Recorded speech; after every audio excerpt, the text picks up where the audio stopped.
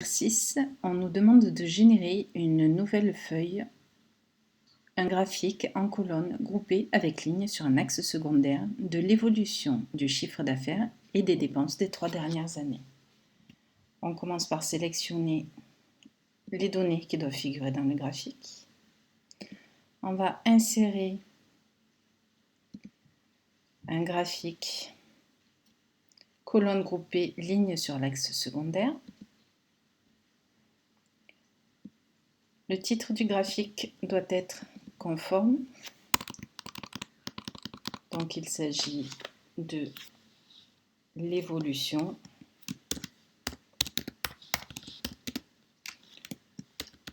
du CA par convention et des dépenses sur les 3 dernières années.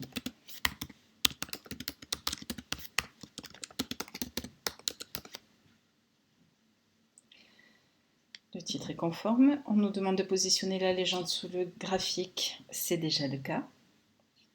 Appliquer au graphique. Donc je vous rappelle, si vous avez perdu, si vous cliquez ailleurs que sur le graphique, vous n'avez plus les options du graphique, il faut recliquer dessus. Donc ici, dans les types de graphiques, on va sélectionner le 6e. On nous demande ensuite de mettre des étiquettes de données en valeur pour les dépenses. Donc on clique sur la série, clic droit, ajouter des étiquettes de données. On va double-cliquer dessus, sur les étiquettes. Et ici, on a à disposition la taille et les alignements. Pour la série, voilà. Donc, les dépenses, on nous dit de positionner au-dessus. Donc, on clique sur au-dessus. Elles viennent se positionner au-dessus de la courbe. Ensuite, des étiquettes aussi pour la série chiffre d'affaires. Donc, toujours ajouter des étiquettes de données. Et là, on nous demande de les positionner. Donc, il faut d'abord cliquer sur l'étiquette. J'étais sur la série.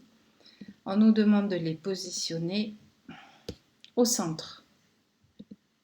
Donc, c'est ici, au centre. Et on voit qu'elles viennent se placer au centre de la barre.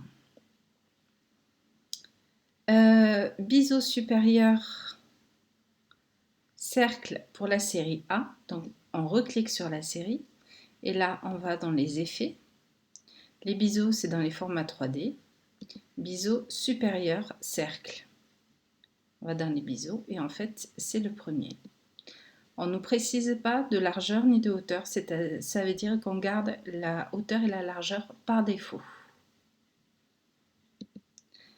Notre graphique est fini, la mise en forme. On peut fermer le volet.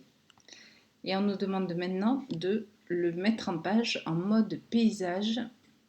Donc, on va le déplacer sur une nouvelle page.